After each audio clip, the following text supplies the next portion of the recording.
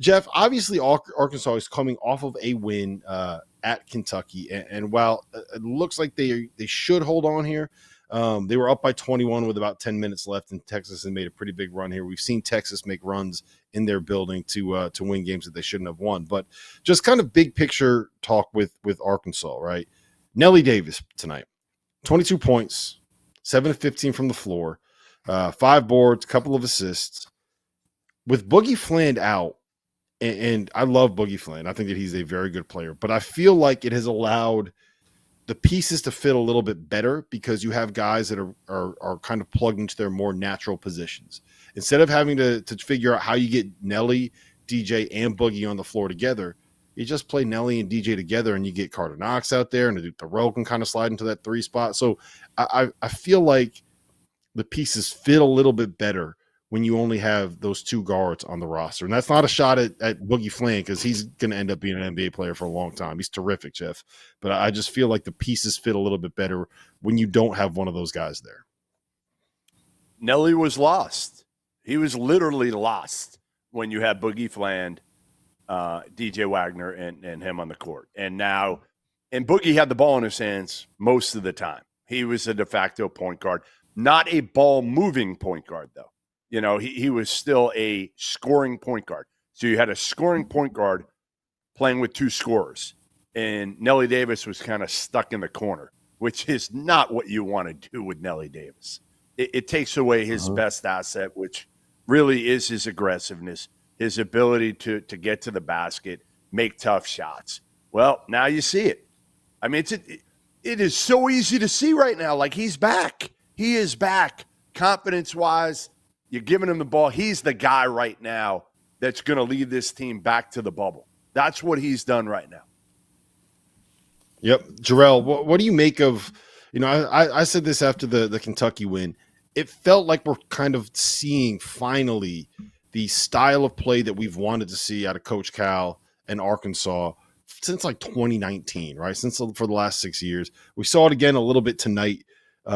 Just what do you make of kind of how this team has been playing in the last couple of games? I think they're just scratching the surface and finding somewhat close to an identity. And I was really going to say it, but you kind of already led to it already, Rob. It's crazy just how almost like one game can shift and kind of change the momentum for your whole season. It almost feels like we're in one of those, not to say that they're going to turn it all the way around and just go on a crazy run.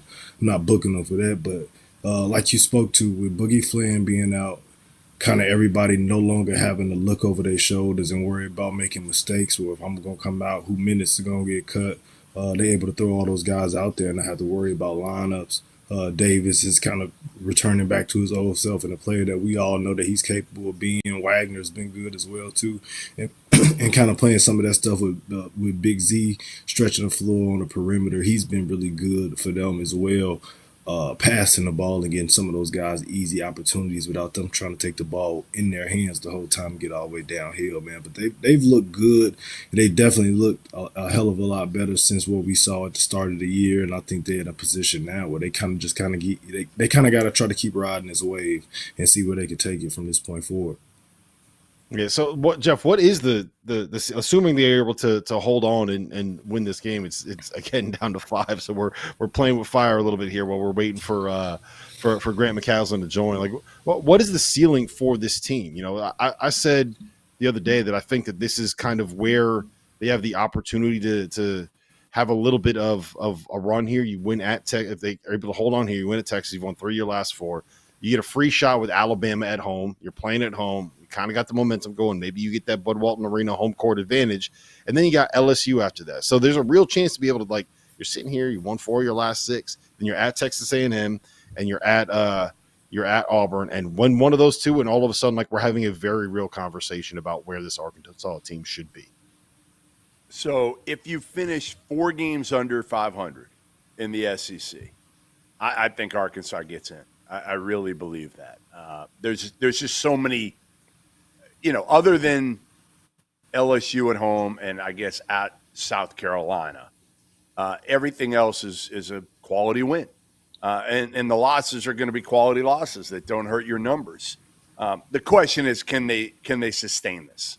This is still a 2-game run when, again, this is a team that had lost 5 straight, 6 of 7, hadn't beaten anybody until, the Kentucky win for the most part. I mean, they had the Michigan victory on the neutral court where they came back from like 20 down. They won that one and they beat Georgia. But they really didn't have anything to their resume before the Kentucky win. Now Texas. Yeah, I mean, it's a good win. I mean, Texas isn't very good. I mean, watch that first half. Like, Arkansas's defense looked good. Texas's offense was completely inept in that first half. I mean, it was atrocious. One of the worst displays I've ever seen.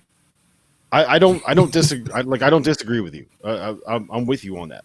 All I'll say nobody's is going to care, right? But what they look like doesn't matter. Like, Texas right now is number 29 on KenPom. Right? I don't know how. Yeah. I don't know how. The metrics are what matters, and I think that there's a real chance here. Let's put it like this: if they can get Alabama, the metrics aren't. No. The metrics aren't always what matters. Like, people say that, Rob. That's bullshit. No, hold on. No. Yes, you're right. There's human beings in that room. The metrics don't matter for Texas. That doesn't mean that they're it doesn't mean that they're the 29th best team. If you're 29th in the net, what it means is that it's viewed as the 29th best win, which means if you on the road, the 29th best team, that it matters for Arkansas's resume that they just beat the 29th best team.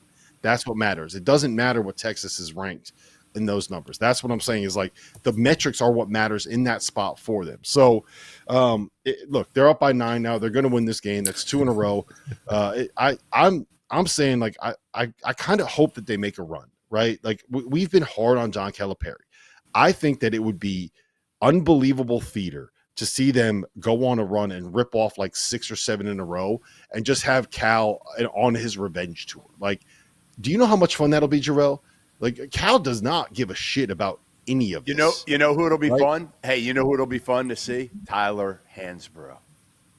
That's who it'll be fun to watch. We need like a live look in on Psycho T as Arkansas goes on this run and John Calipari gets him back locked into the turn. Maybe we'll see an Arkansas North Carolina first 4 matchup. Maybe if Tyler's lucky. No, that would require North Carolina finding a way. The ACC does not have the win that the SEC has. I was about to say they do not. We